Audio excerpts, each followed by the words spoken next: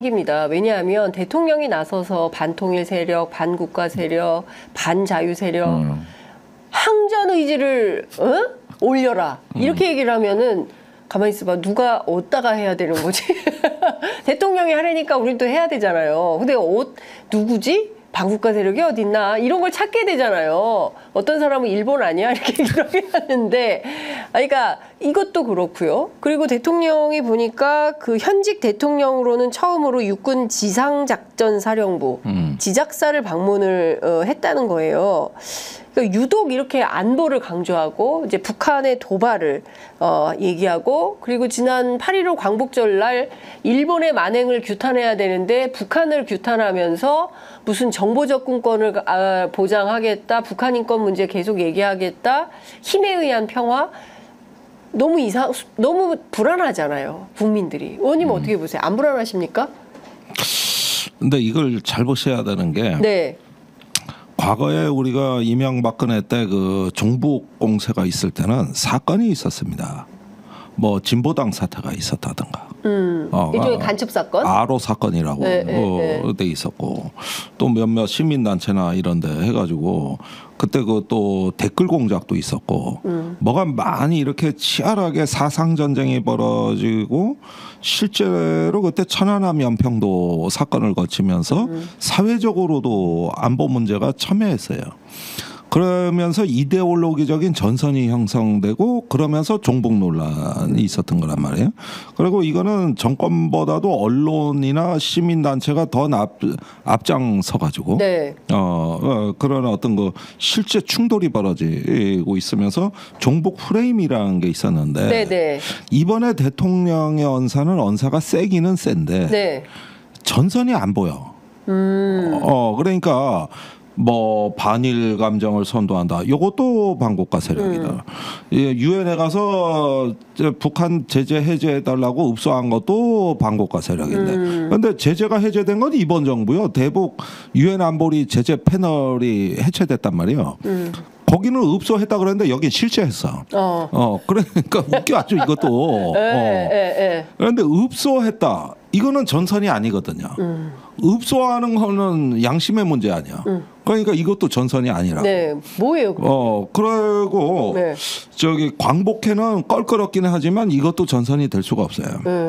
지금 그건 전선이 될 조짐인 거죠.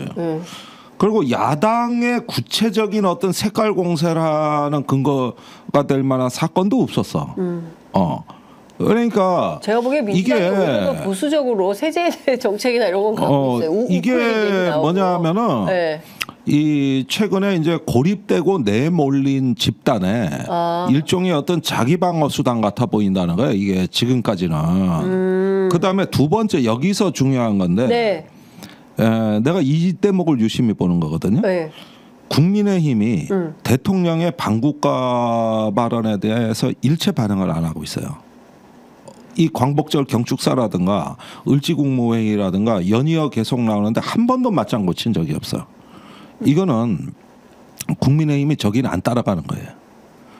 옛날 같으면. 그게 국민의힘의 이제 한동훈 대표 체제를 잘 봐야 되는데, 한동훈 대표는 이 노선이 아닌 것 같아요. 그런데 현역들, 국민의힘 의원들, 108명의 의원들은 한동훈 대표에 대해서 아직은 관망이에요.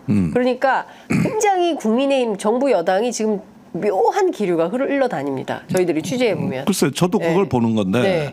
자, 이걸 보십시오. 이게 극단적인 이데올로기 또는 극단적 사고가 나타났을 때 한 사회의 정파나 정당을 가리지 않고 얼마나 상식적이고 합리적인 세력이 다수가 되느냐.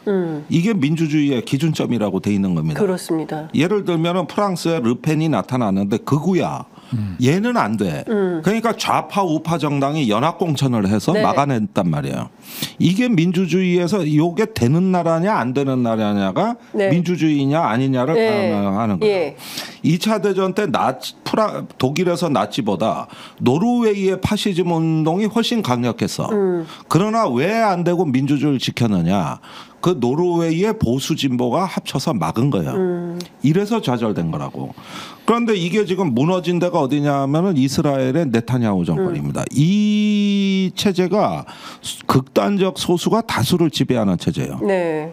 헝가리의 빅토르 오르반이 그랬단 말이에요.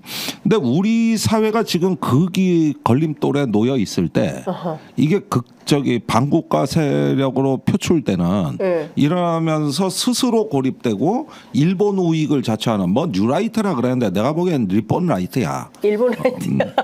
그래. 뉴라이트는 라이트. 아야 뉴라이트가 아니라 니폰 라이트고 그 마약에도 여기 자막 빨리 넣어주세요. 마약에도 친화적인 정권이니까 니뽕 라이트라 그래도 돼. 니뽕이다. 니뽕 라이트요. 내가 보기에는 뉴라이트는 너무 품격이 높아. 이 사람들. 그리고 잡탕에 지정하기요. 여기에는 그 일본 우익의 식민지 문명화론, 그 다음에 중국 붕괴론. 그다음에 천공의 2025년 통일론 요 세 가지가 잡탕. 북한 붕괴론도 있잖아요. 북한. 아니 그건 원래 상수야. 이걸 상수. 그러니까 기존 보수와 다른 점을 얘기해. 그러면은 이게 뭐라 그러면 사이비 과학 잡탕 지정학이라 그러는 거예요. 이거를. 그래서 이걸 조금 원색적으로 표현하면 니뽕 라이트다. 나는 사실 정확한 표현이라고 봐요. 그런데 문제는 이게 소수파 전략이라는 거예요. 다수파 전략이 아니고 다수를 형성하는 전략이 아니에요. 근데 한동훈의 전략은 다수파 전략이에요. 그러니까 잃어버린 중도를 되찾자예요. 그렇죠. 그런데 한동훈의 오사는 뭐냐면 우리나라의 그런 중도는 이미 양극단으로 흡수된 지 오래라는 사실을 잘 몰라. 언론에서 얘기하는 중도층 표심이라는 건 허구적 개념이야 이제는. 그런 건 당분간 없어.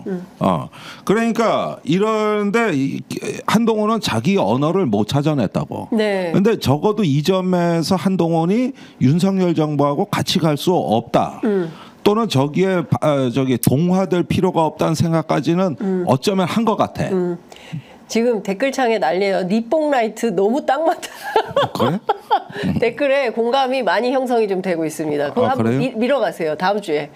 니뽕 라이트. 그래서 한미일 안보 공동체 하지 말고 마약 공동체나 하시던가. 아니 근데 지금 저희가 뭐 굉장히 진지하고 위중하고 뭐 이제 이런 얘기들을 하고 있는 건데요. 말씀하신 대로 지금 이게 소수파 전략이고 뭐 그런데 중요한 포인트는 그러면 뭐 진보 보수가 합작을 해서 연대해서 이거는 아닙니다. 대통령실 정신 차리세요. 이런 방향은 옳지 않습니다. 해야 되는데 조선일보 같은 경우에는 뭐 그 반일에 대해서 정치권의 반일에 대해서 못난 반일이다. 그러니까 그 일본의 역사 왜곡에 대해서 문제 제기하고 비판적인 태도를 갖는 것이 못난 거다. 얼마나 못났으면 반일을 하냐 뭐 이런 프레임을 가져가는 거고 근데 민주당의 그 어떤 인사들도 일본하고 경제교류 문화교류를 반대하는 사람들 없어요. 더 활성화해야 되죠. 산업 관련해서도.